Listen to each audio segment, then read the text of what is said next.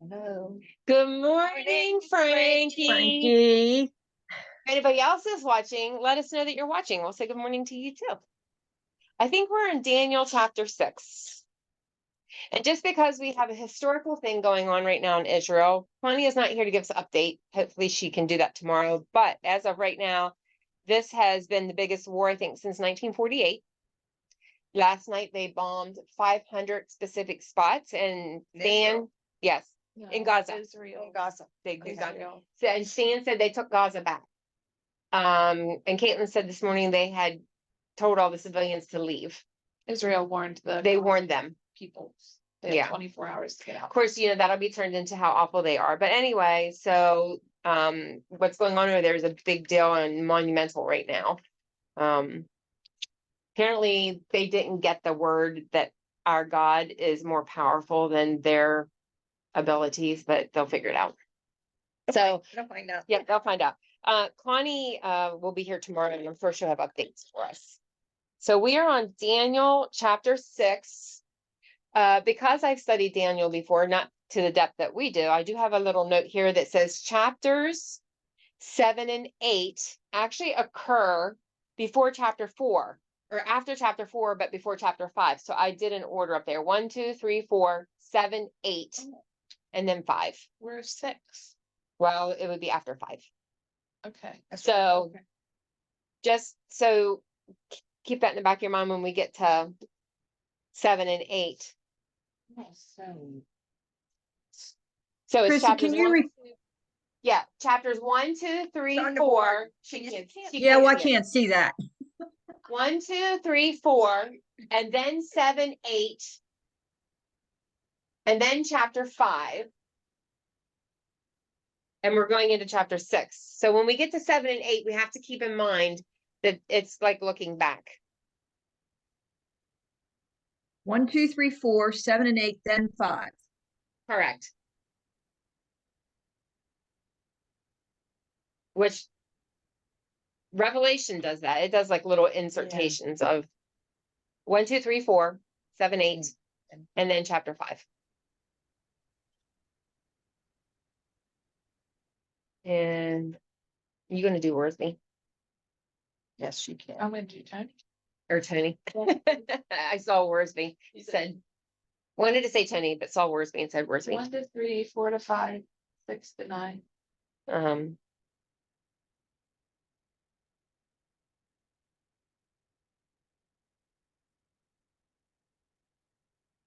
No. Mine does 1 to 4, 5 to 11. Lori says she's on the couch. Did we pray for her? We did. Sorry, I forgot.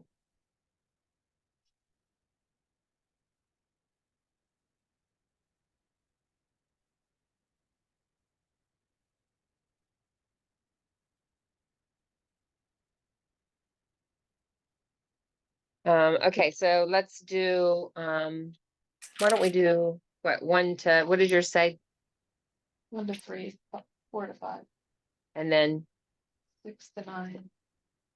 why don't we do through 9? Because mine can break there. All right, who would like to read 1 through 9?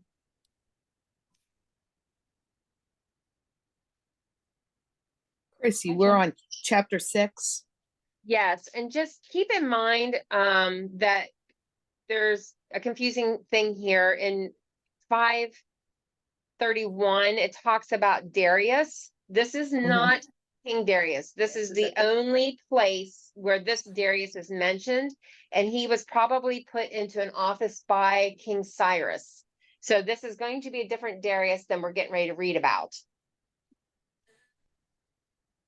Okay, yes, 1 through 9, please. What? The Darius in verse 30 is different from the one in chapter 6. Okay. I can read. Okay.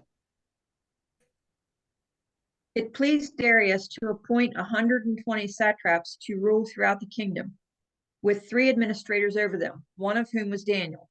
The satraps were made accountable to him so that the king might not suffer loss.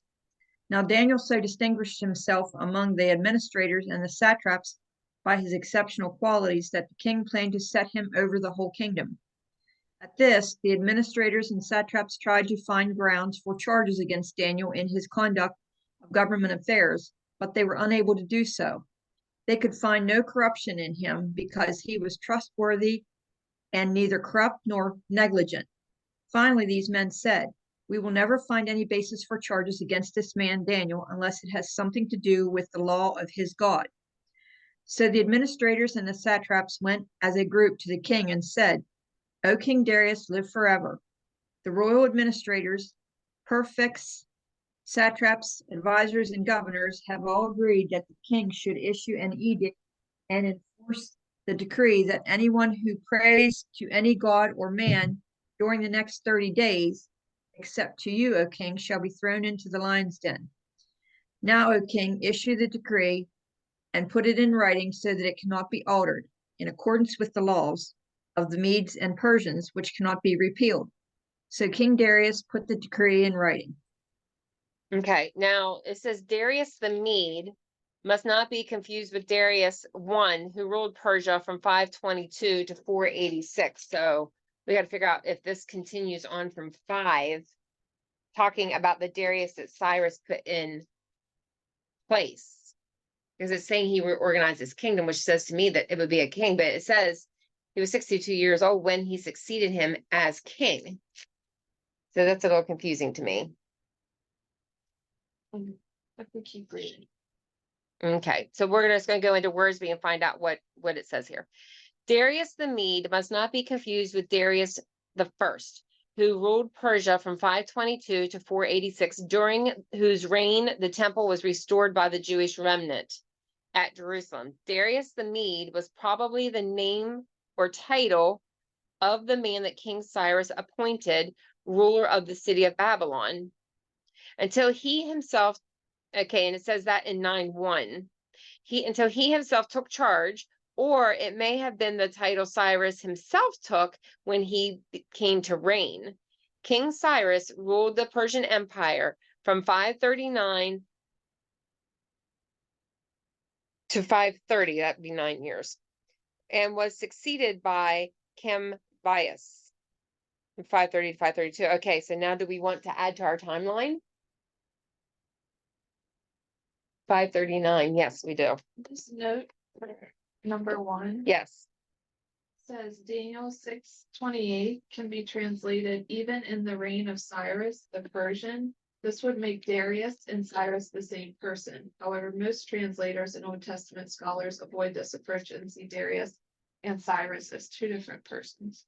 Yeah, I think we read that last week too, which makes it really confusing. Can you read those dates to me? Like, so we know that this was the end of the Babylonian. Everybody got the note on the order of the chapters, right? Yeah. So we know that, okay, this was the end. Babylonian.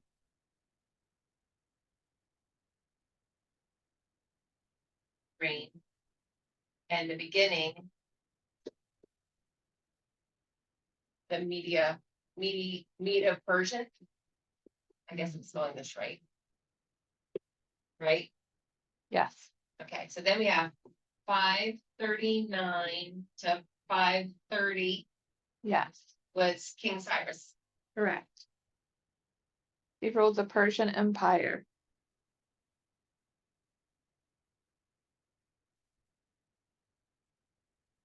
Okay, and then 530 30 to 522. we have King. Cambys.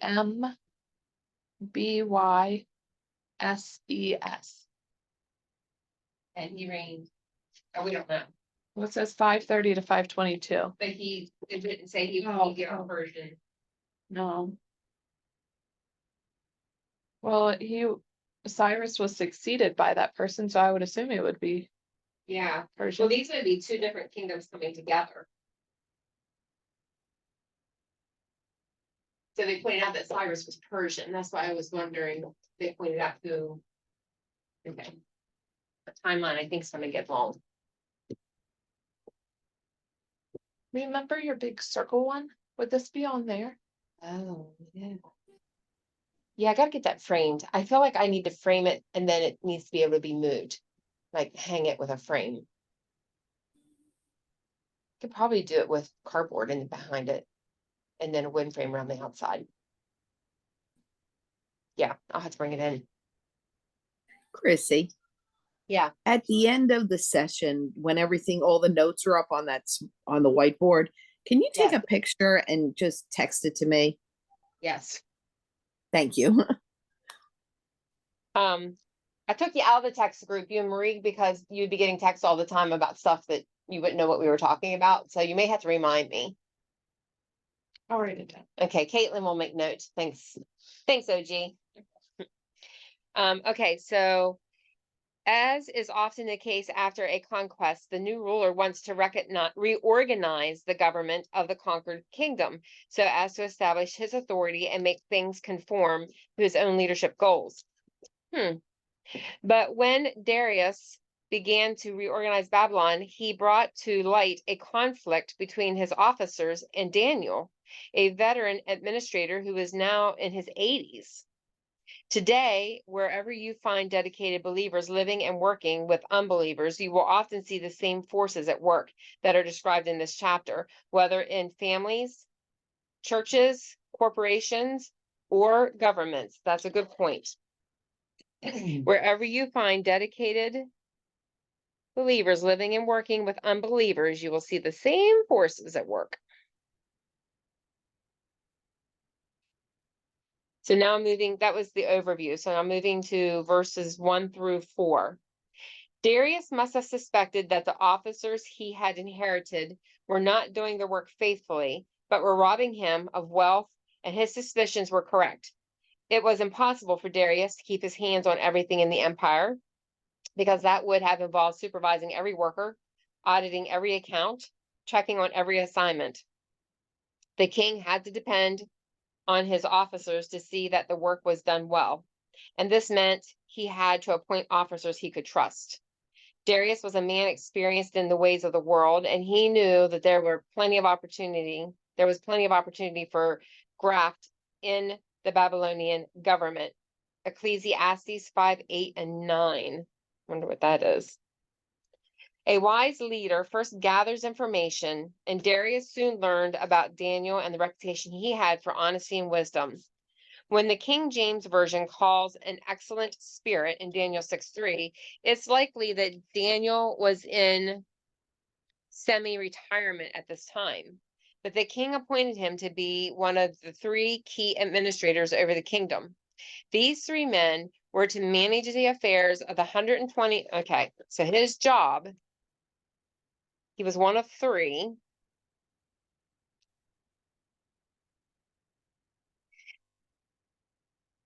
Manage the affairs of the 120 leaders who ruled over the provinces, and there's a note on that, and report directly to the king.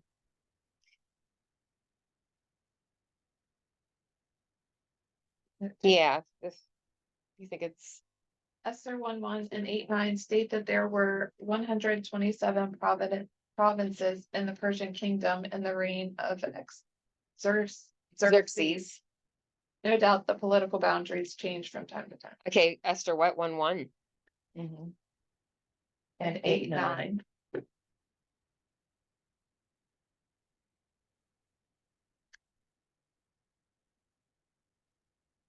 That's good to know.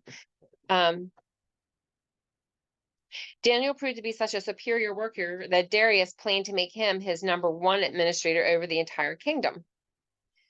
When the other leaders heard about this plan, okay, so was he already one of 3? Yes. Okay, so now he's talking about making him #1. When the other leaders heard about this plan, it irritated them, and they tried to find something wrong in his work, but nothing could be found. They opposed Daniel for several reasons, including just plain envy, but their main concern was financial. They knew that with Daniel in charge, they wouldn't be able to use their offices for personal profit and would lose their share of the graft that could go into their pockets.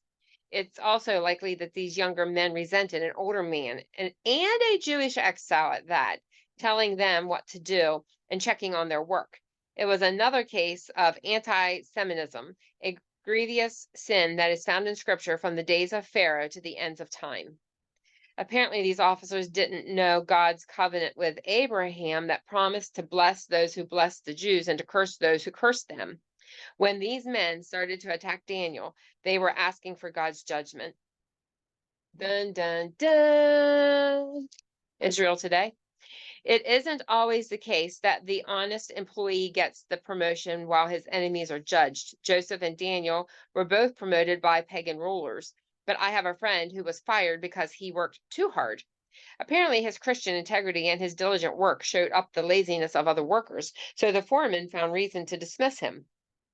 However, it is better to maintain your integrity and testimony than to sacrifice them just to keep your job. If we put the Lord first, he'll care for us even if we don't get the promotion. Matthew 6:33. Many a faithful Christian has been bypassed for promotion or a salary increase just because somebody hired didn't like him, but the worker's reward will one day come from the hand of the Lord. Okay, that took me to 4. Where does yours go? Your first section?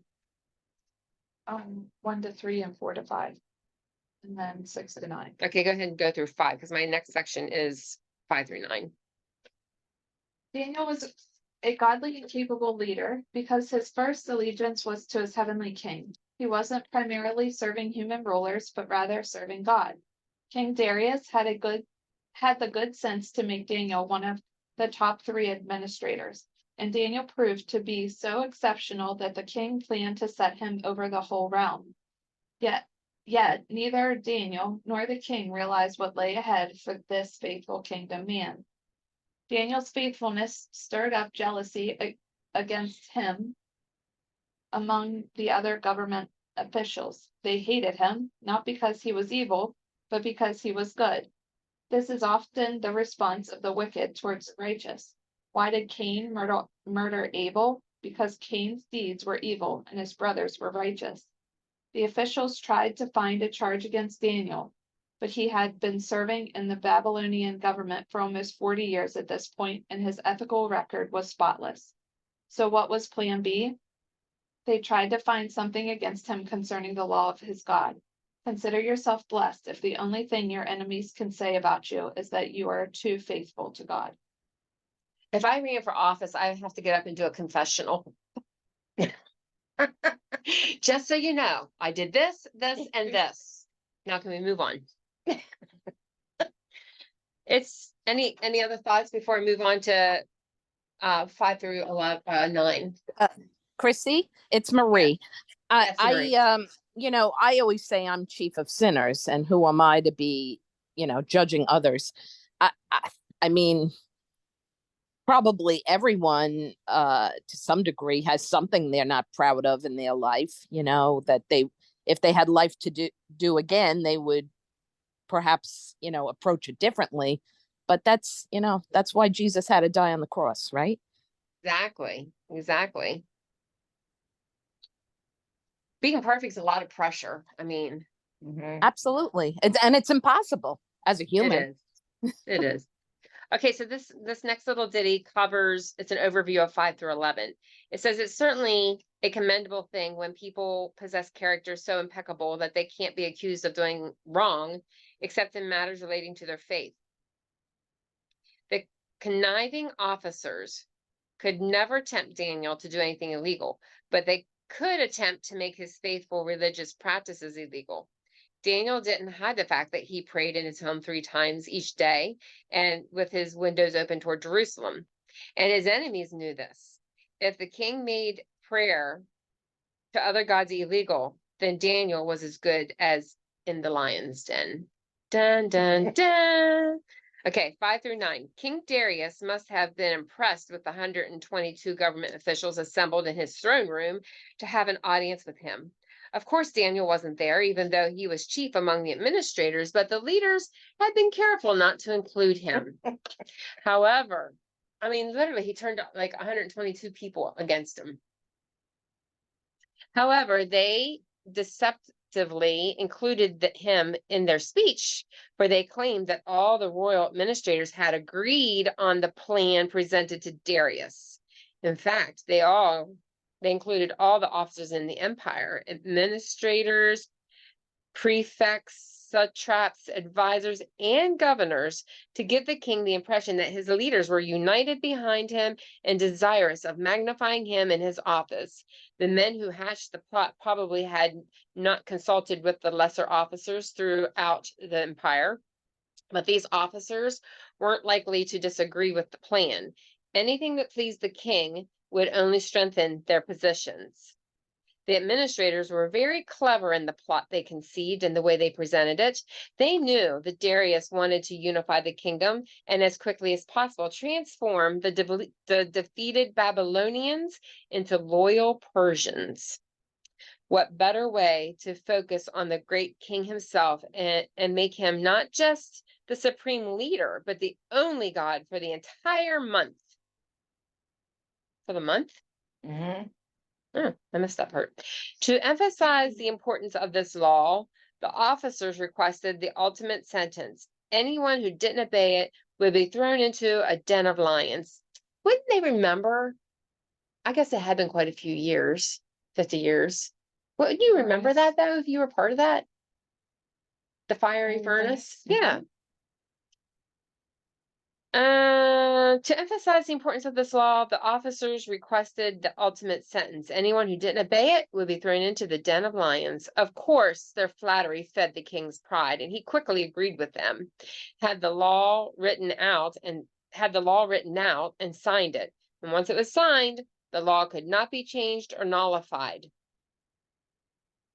You can find this in Esther 1:19. There was every evidence that Darius loved and appreciated Daniel, but in his haste, the king had put his friend into peril. It has well been said that flattery is manipulation, not communication. And in his pride, Darius succumbed to the flattery of evil men, for there is no faithfulness in their mouth. Their inward part is very wickedness, and their throat is an open sepulchre.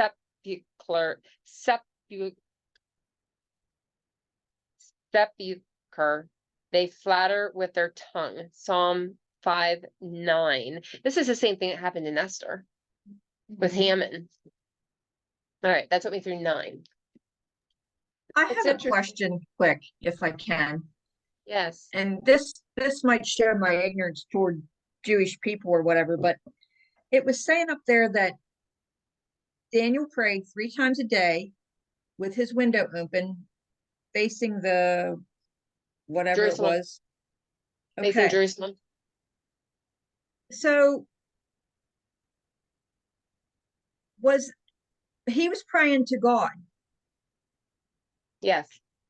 So was that like a common practice? I always thought that was kind of, I don't want to say they weren't praying to God, but was that just like a ritual thing? I mean, they were praying to our God, but was that required that they do that I don't like know if that? it was, but David did that too.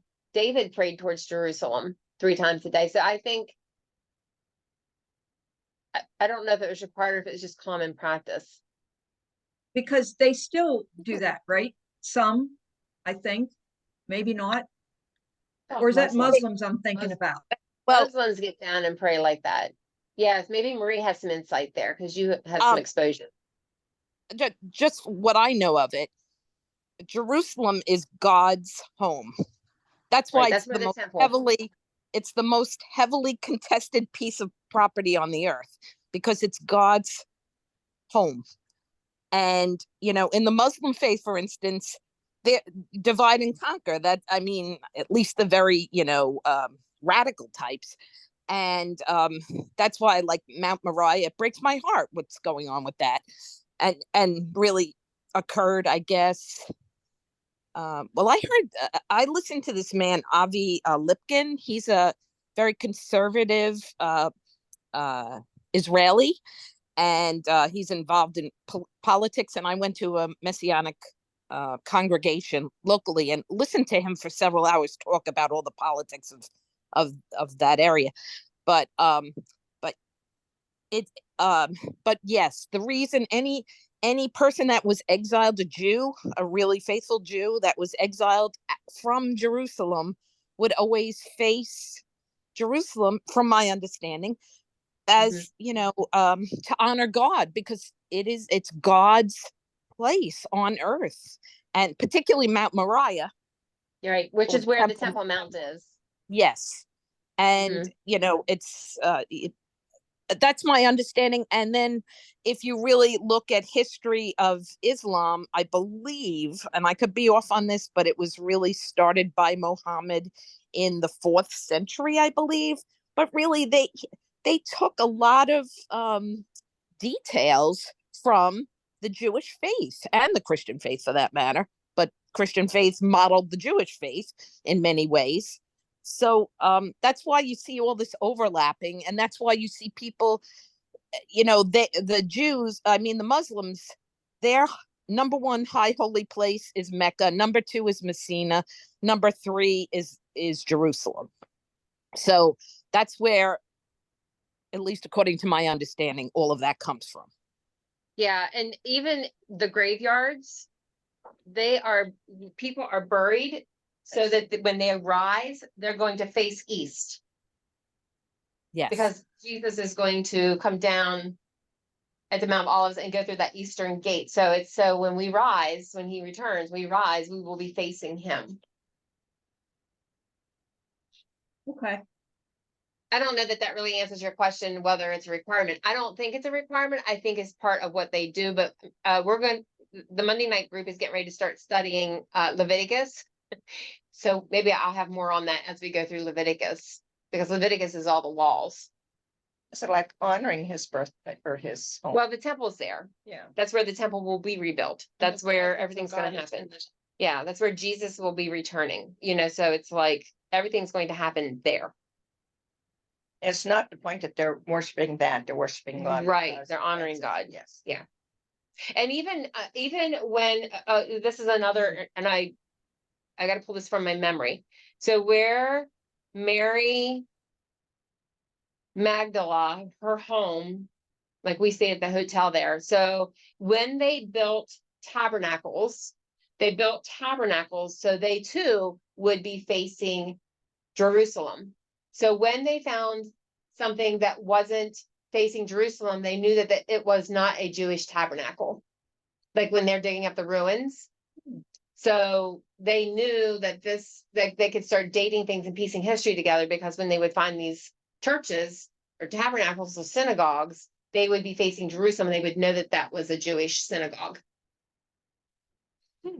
Which was an interesting. Yes. That's the stuff you'll learn when you go over there and you start looking at, praying to the Lord that we can get over there in 25. Yes. If we're not already in heaven. Okay, Can't be. Okay. the 9. Ready? Yep.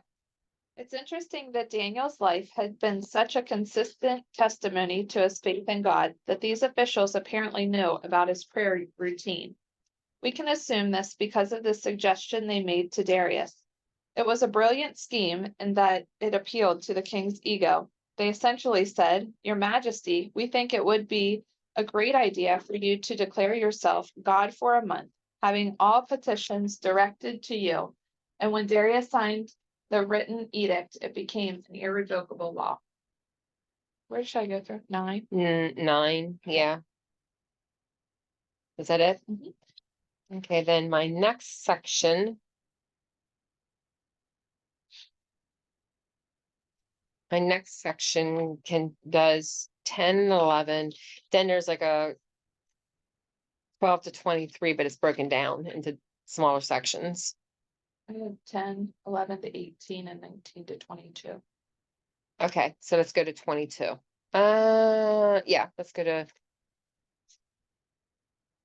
Mine doesn't do 22, mine does the 23, but we can do the 22 or 23.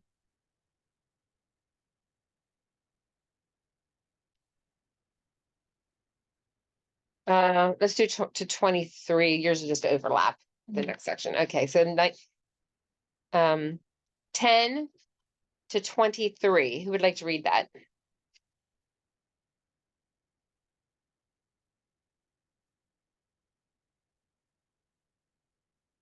Okay. Oh, thanks, Caitlin. You're welcome. When Daniel learned that the document had been signed, he went into his house. The windows in its upstairs room were open toward Jerusalem, and 3 times a day he got down on his knees and prayed and gave thanks to God, just as he had done before. Then these men went as a group and found Daniel petitioning and imploring his God. So they approached the king and asked about his edict. Didn't you sign an edict that for 30 days any person who petitions any god or man except you, the king, will be thrown into the lion's den?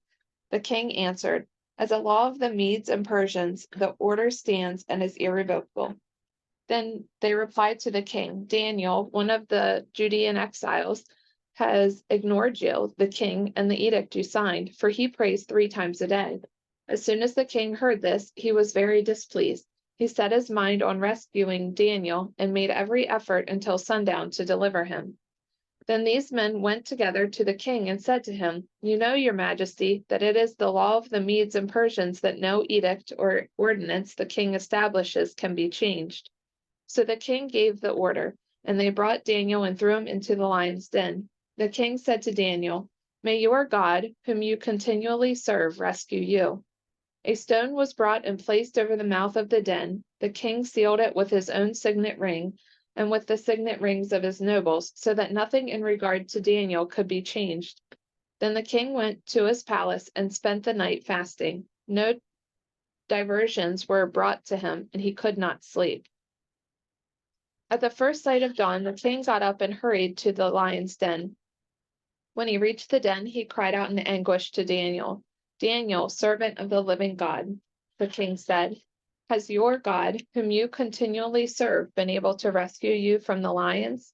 Then Daniel spoke with the king. May the king live forever. My God has sent an angel and shut the lions' mouths, and they haven't harmed me, for I was found innocent before him. And also before you, your majesty, I have done no harm. The king was overjoyed and gave orders to take Daniel out of the den. When Daniel was brought up from the den, he was found to be unharmed, for he trusted in his God. The scheming officers lost no time in proclaiming the king's decree. Daniel probably prayed evening and morning and at noon. Psalm 55:17. I don't know if that would have something. And then there's a number 3 after that, Caitlin.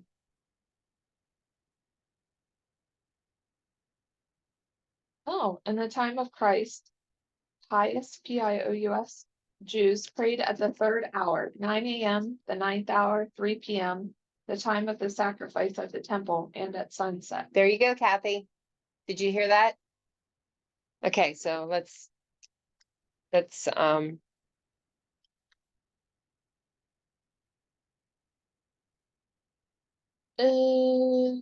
55:17 is evening, morning, and noon. I cried in distress, and he heard my voice. Psalm, what was it? Psalm 55:17. And what did Worsby say there, Caitlin? The pious Jews, Prayed at the 3rd hour. pious, Pious, Jews prayed at, It's a 9. oh, you know what, Kathy? They do, because when we were on the airplane in the middle of the night, they got up and were standing in the aisles praying. So they do still practice it.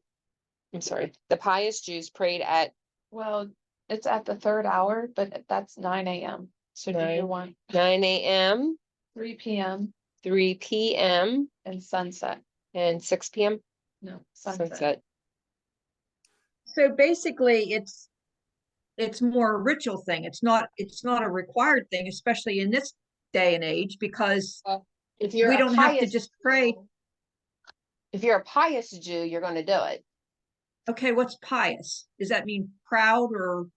I think it's proud. Hang on, let me look. I mean, I've They do heard that make sure of term, it, but and they put on their tassels and everything. So it's a show thing. Making a hypocritical display of virtue. Yes, it is a display thing.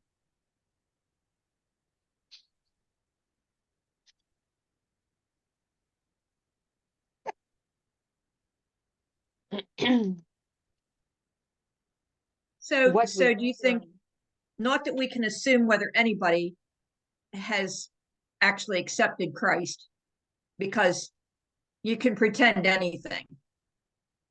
But this being said, that they're just doing a display, it could very well be that they may not have, it's just they want to make it look good.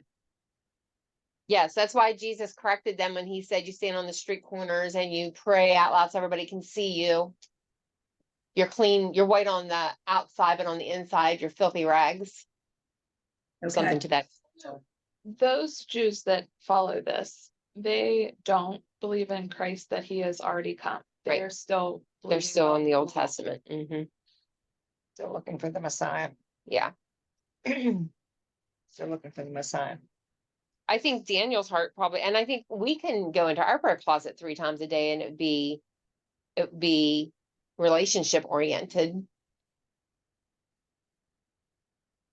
Right. But if I go out here on the street and face east and get down on my knees or whatever, Every day you put on your tassels and your Jewish uniform and you stand on the street corner crying out to God 3 times a day, then my Amish neighbors are going to be like, what is wrong with her? but I think Daniel was sincere, I think too, obviously, and he was yeah. representing the Jewish people, so he wasn't going to back down, and I don't think I would have Well, either. he was doing it in his home too. Yes, with Right, his window yeah. open toward Jerusalem. Yeah. Yeah. And I think he was longing to be back. Not that he ever returned, but he, was longing to be in God's presence in Jerusalem, with his Yeah. spiritual convictions. He probably felt a real connection, maybe more in Jerusalem than he did, being exiled in Babylonian. That's how I always interpreted it. Yeah. And what you said is very true. The Jewish faith and even Catholicism, because I went to the Catholic Church for 2 years. It's kind of a long story, but they are more ceremonious faiths. They just Yeah, are. like ritual. And- Ritual. Mhm. Yes. And but with their prayer shawls, there's a whole mathematical thing involved with those teats, those little fringes on the end, and how they tie knots, and there's a Yep. lot of symbolism to the scriptures. So there is, believe it or not, and I understand like 1/2 of a percentage of the whole thing, but I know there's a lot of symbolism with that prayer shawl.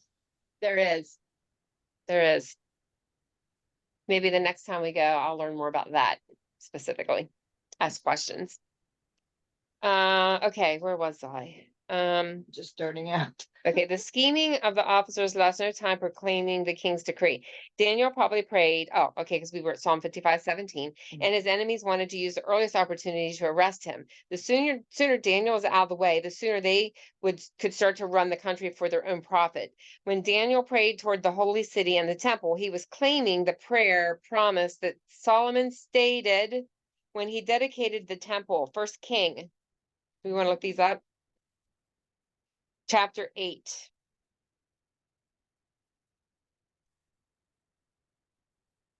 So now we know what he was doing.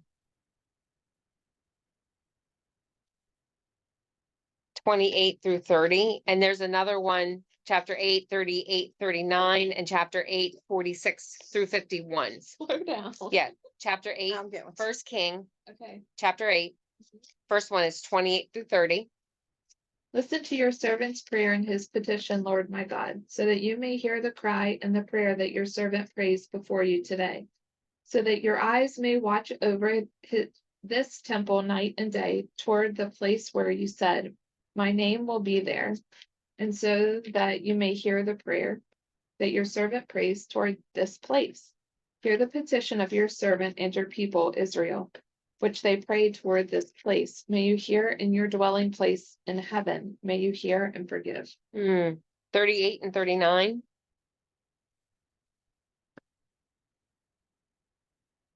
I Oh. can keep reading. Are you Go happy? ahead. Every prayer or petition that any person or that all your people Israel may have, they each know their own affliction as they spread out their hands toward this temple. 139. May you hear in heaven your dwelling place, and may you forgive, act, and give to everyone according to all their ways, since you know each heart. Ooh, for according you- to all their ways. Mhm. Sorry. Since you know each heart, for you alone know every human heart. I feel like these prayers we could put all together as one and pray them every Sunday. 46 through 51. Do you want me to keep reading? Go ahead. You read so much better. When they sin against you, for there is no one who does not sin, and you are angry with them, and hand them over to the enemy, and their captors deport them to the enemy's country, whether distant or nearby. And when they come to their senses in the land where they were deported, and repent and petition you in their captors' land, we have sinned and done wrong, we have been wicked. And when they return to you with all their heart and all their soul in the land of their enemies who took them captive, and when they pray to you in the direction of their land that you gave their ancestors, the city you have chosen, and the temple I have built for your name, may you hear in heaven, your dwelling place, their prayer and petition, and uphold their cause. May you forgive your people who sinned against you and all their rebellions against you. And may you grant them compassion before their captors, so that they may treat them compassionately. For they are your people and your inheritance. You brought them out of Egypt, out of the middle of an iron furnace.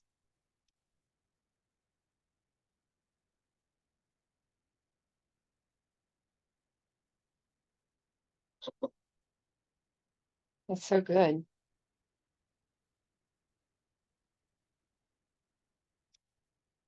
Jonah claimed the same promise when he was in the belly of the great fish in Jonah 2:4. The exiled Jews no longer had a temple or priesthood, but God was still on the throne and could hear their cries for help. During the first year of Darius, Daniel had learned from the book of Jeremiah, this is important.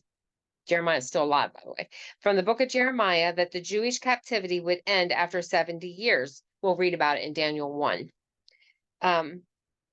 And he turned this great promise into prayer. Daniel was interceding for his people and asking God to keep his promise and deliver them. Like the plot against the Jews recorded in the book of Esther, the plot against Daniel, the intercessor, was an attack on the whole Jewish nation. Had he not been a man of faith and courage, Daniel could have compromised and found excuses for not maintaining his faithful prayer life. He might have closed his windows and prayed silently 3 times a day until the month was over, or he could have left the city and prayed somewhere else, but that would have been unbelief and cowardice. He would have been scheming just like the enemy, and the Lord would have withheld his blessing. No, a man like Daniel feared only the Lord, and when you fear the Lord, you need not fear anyone else. We ought to obey God rather than man. Acts 5:29. Some of the leaders spied on him, heard him pray, and brought the report to the king. The most important part of a believer's life is the part that only God sees. Ooh. Our daily private time of meditation and prayer. You pray as your face is set, said British theologian P.T. Forsyth, toward Jerusalem or Babylon. Let me read that again. The most important part of a believer's life is the part that only God sees, our daily private time of meditation and prayer. You pray as your face is set, either towards Jerusalem or Babylon.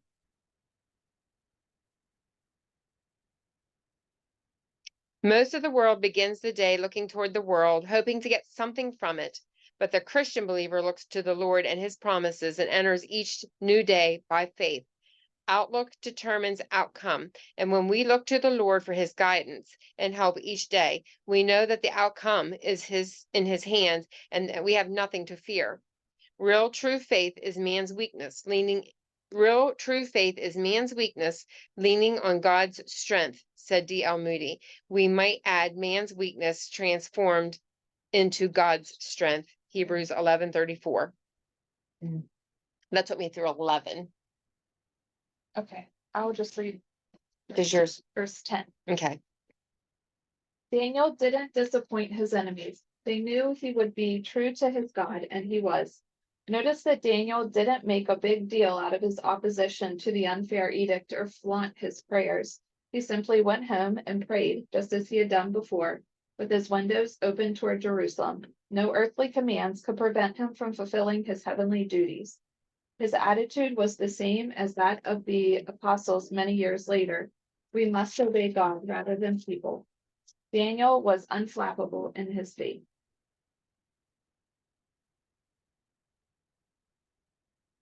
Okay.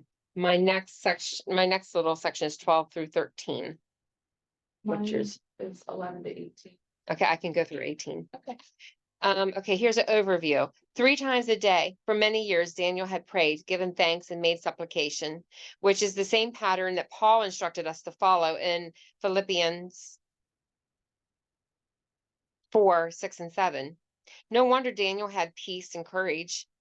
Ernest Wadsworth, a champion of effective prayer, said, pray for a faith that will not shrink when washed with waters of affliction. Daniel had that kind of faith. He had walked with the Lord for more than 80 years and knew that his God wouldn't fail him. Hadn't the Lord helped him stand true during his time of training?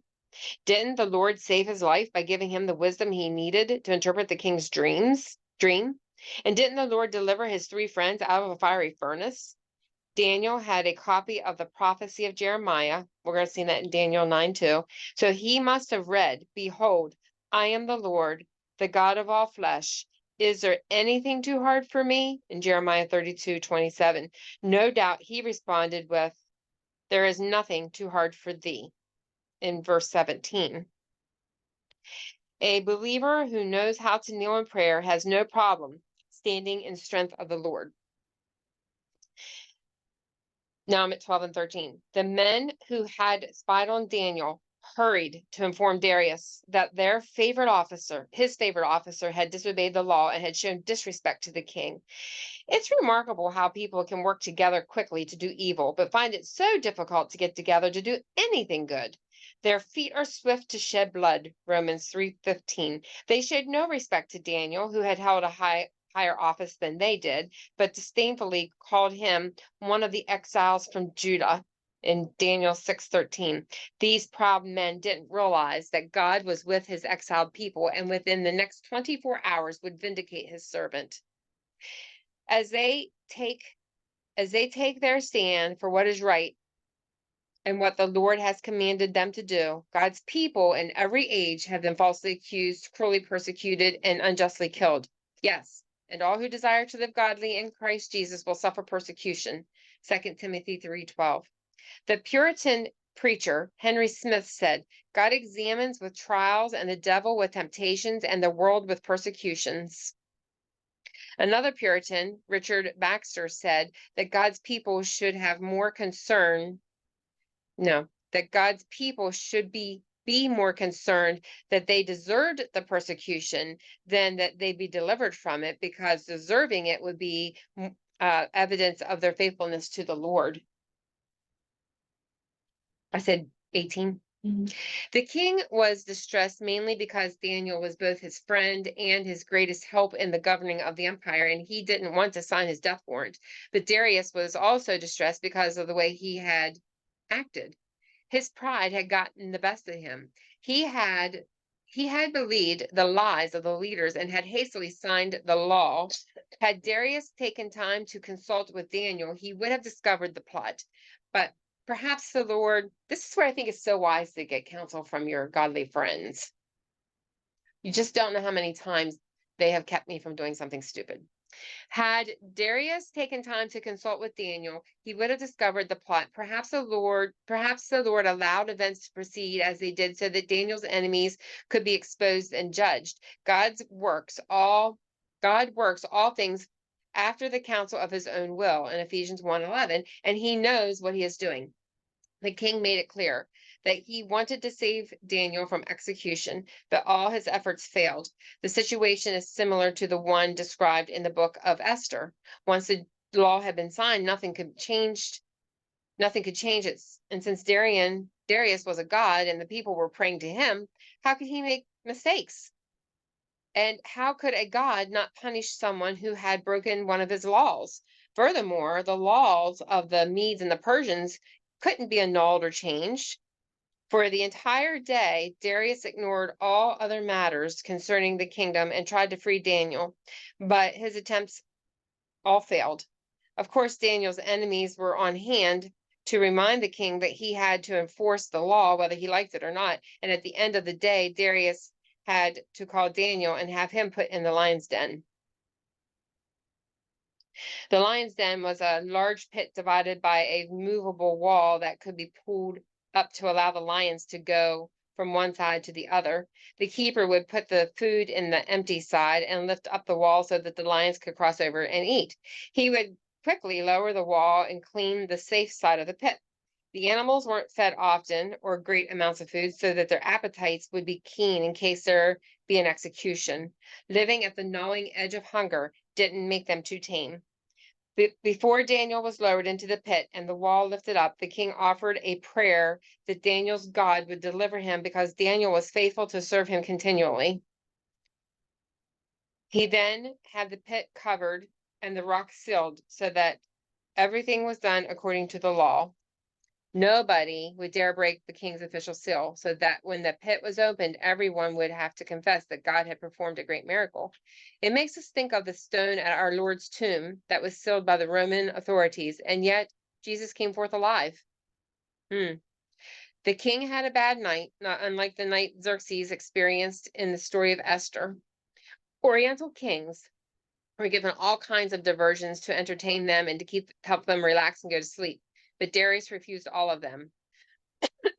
He spent a sleepless night and even fasted. He wondered if the Lord would deliver the old Jewish prophet from the lion's den. It took me to 18.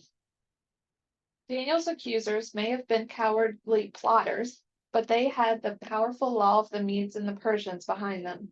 They informed the king about Daniel, and the king immediately realized he had been set up. Though he made every effort to set Daniel free, he could not break his own law. He had been duped into executing his best advisor. Beaten, Darius had Daniel thrown into the lion's den. Then he spent a sleepless night fasting. Like Nebuchadnezzar, Darius even paid homage to the true God and declared to the prisoner, "May your God whom you continually serve rescue you." A pagan king who had never worshipped the Lord before was suddenly giving him glory in hopes that he would deliver his servant.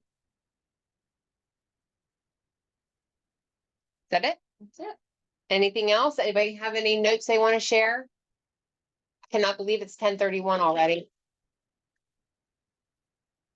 That went fast. It did. All right, in that case, this concludes the reading of God's word for today. Come back tomorrow to find out the rest of chapter 6. Dun, dun, dun. Dun, dun, dun. That just took us through 23, right? No, 18. 18. Oh, 18. Okay. Yeah. We read scripture through 23. Who's going to remember that for tomorrow? We're going to write it down. Tomorrow I will be like, what did we do? We're gonna start at 19 though. All right. I'm going to Okay. stop recording. Maybe if I can find it. Oh my goodness, the eyes. I get for bread.